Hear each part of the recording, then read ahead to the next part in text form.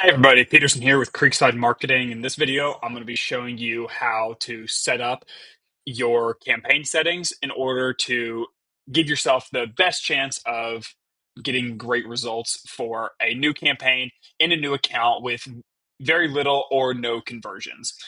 So the whole goal of this is going to be to get your campaign started off right, so that way you can optimize it quickly and you don't spend as much time in the learning process, collect a lot of data quickly, and are able to start driving conversions and start driving return on your investment in your Google Ads as quick as possible. So to get started, you're obviously going to be in the new campaign settings. You're going to click create a campaign without guidance. We're going to start off with a search campaign. A lot of these other campaign types are very good once you have conversions in your account. But since we are setting up this campaign for a new account that has no historical conversion data, we will be starting with search. We're always going to need our conversion goals set up. If you don't have your conversion goals set up, go watch my other videos on setting up conversions within Google Ads using Google Tag Manager, Google Analytics. That's extremely important to have in here. We're going to click continue.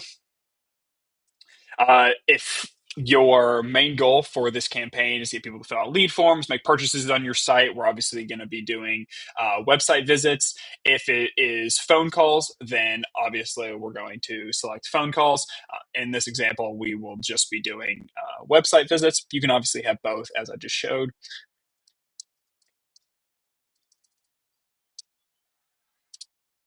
I can spell right. Here we go.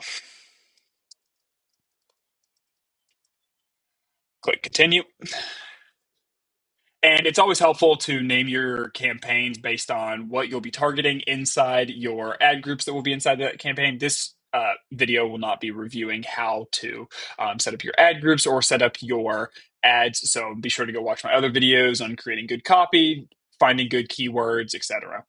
For this example, we'll just leave this one blank. Be sure to follow good naming conventions so that way you know what's happening inside each of these campaigns. For example, if this one was targeting emergency dental services, something we could do, we always want to put search at the front because that way we know that it's a search campaign, and we would put what we're targeting, which is emergency dental services. Click continue. We're going to click start new. So inside the bidding section, this is going to be a little counterintuitive, but what we actually want to do is we want to start off with maximize clicks. And the reason we do this is because if you go maximize conversions off the bat, Google doesn't actually have any conversions in this account yet to actually optimize from. So the reason we're doing maximize clicks is because it will be able to actually start generating and optimizing for clicks to begin with. Obviously, the keywords and headlines need to be set up properly in order for you to be only generating high quality clicks to your website. It's very important that you only use phrase match or exact match in these initial campaigns, so that way you are showing for mainly high intent searches, because Google will not be maximizing for conversions. It will be just driving clicks to your site. And so your goal is to drive high intent clicks that will eventually get you conversions. That way you can switch back to maximize conversions. Once you get close to 20 to 30, it's recommended that you have 30 plus conversions in your account. I've seen it work where if you have 20 or so, you're typically good to switch your campaign over to maximize conversions. Keep in mind, this is for the entire account. So if you already have conversion data in your account, that should be the initial goal. So from here, if you have customer acquisition data, for example, if you have a customer list that you can upload that's over 1,000, this is very helpful to upload, so that way your campaign only targets new customers. If you're an e-commerce site, it's okay to retarget some of your existing customers, so you won't need to worry about this as much. Go watch my other videos on using audience and customer match list in order to better set up this section of the campaign. However, if you're a little confused here, it's totally fine to leave this unchecked. It will not affect your campaign too much. We're going to click next from here. We always want to uncheck search partners and display network, especially when starting off a campaign and maximize clicks. A lot of times, if you see recommended in your Google Ads account, you should do the exact opposite of it. Google's whole goal is to take your money. They are not looking out for your best interest. So there's the same thing if you hear a Google account rep reach out to you and saying, hey, let me help you optimize your account. A lot of times they are paid on commission. They're paid on getting you to adopt new features that haven't been fully tested. Take their advice with a grain of salt. So we're going to make sure that these are left unchecked. They are okay to become checked back in mainly search partners. We typically don't like using display network. There are better campaigns for using display network to improve your conversion rates. But later on in the campaign, once you get some more conversions, it's okay to start using search partners. It's okay to start using broad match. You'll need to go watch my other videos on how to optimize your campaigns to learn more about that. But for now, we're going to leave these unchecked. We're obviously going to put in the locations that we're wanting to go after. Always go down to location options and select presence. If you select presence or interest, you're an idiot. You lose so much money if you leave this unchecked. I see this so many times in so many different accounts. People are showing up in the Congo. When they're trying to market to Nashville, Tennessee. And so I'm going to recommend to you that if you're trying to sell lawn care in Nashville, Tennessee, most people in the Congo are not going to purchase your services. You will be wasting lots of money. And then obviously we're going to come down here and select the locations that we want to go after. If you have more specific targeting that you're looking to do, we're going to click enter another location. We're going to go to advanced search. And what you can do is essentially you can zoom in, and I'm in Nashville, Tennessee, so we're going to kind of use that as an example.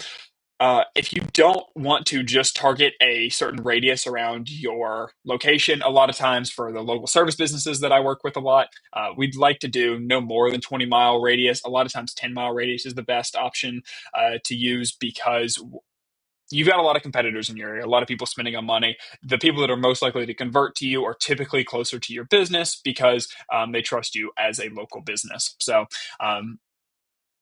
recommended 10 miles. If you need to expand it out to cover more area because you're in a more sparsely populated area, 10 miles is totally fine.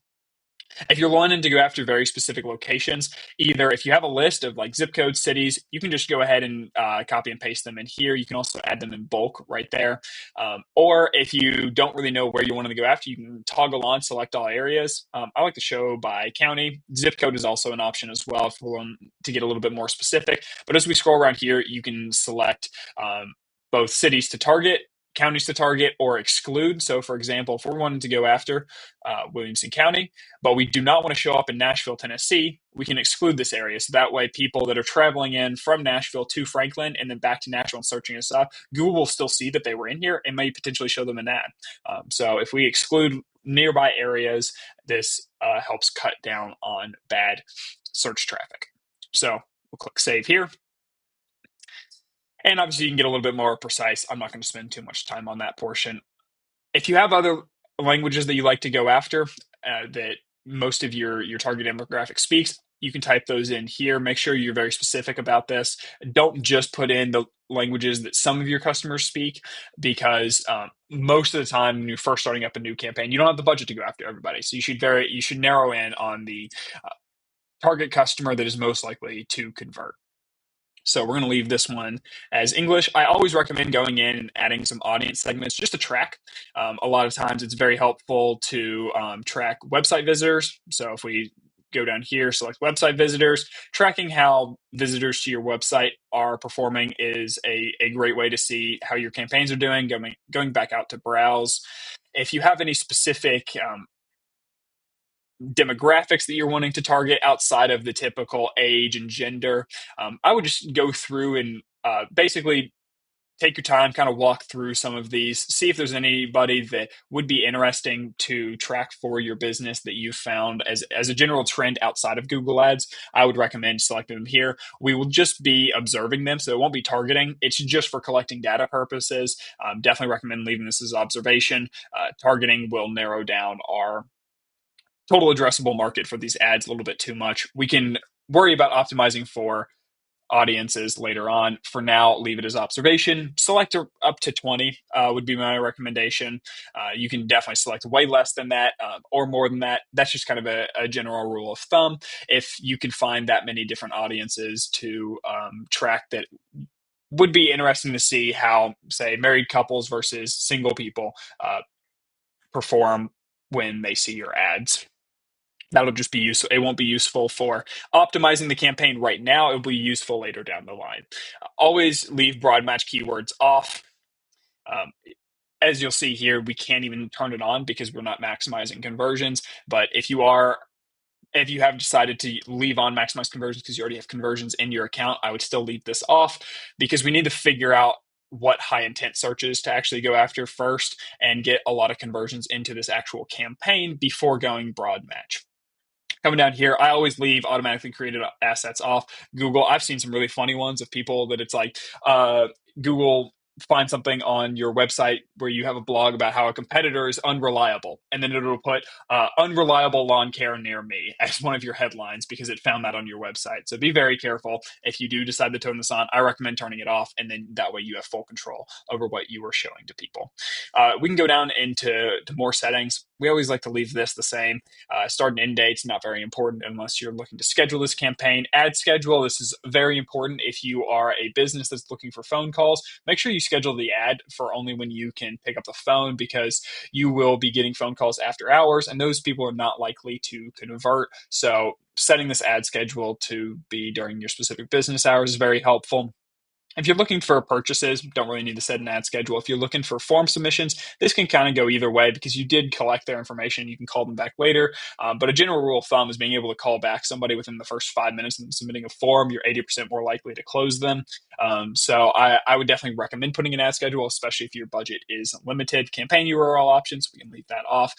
Brand list, if you're able to, I would exclude your own brand. I would also exclude all of your competitors. You don't want to cannibalize your organic searches. So that's why we like to exclude our own brand. And it is also very expensive to steal customers from a existing brand because they've already pretty much made up their mind. And so trying to pull them away, you're going to get expensive clicks. They may click on your ad and thinking they're going to your competitor and they didn't mean to click on it. You lose a lot of money that way.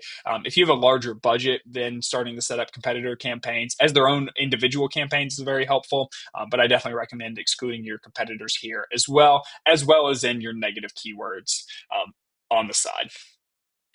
Moving on from here, that pretty much sums up all of the campaign settings that we are going over.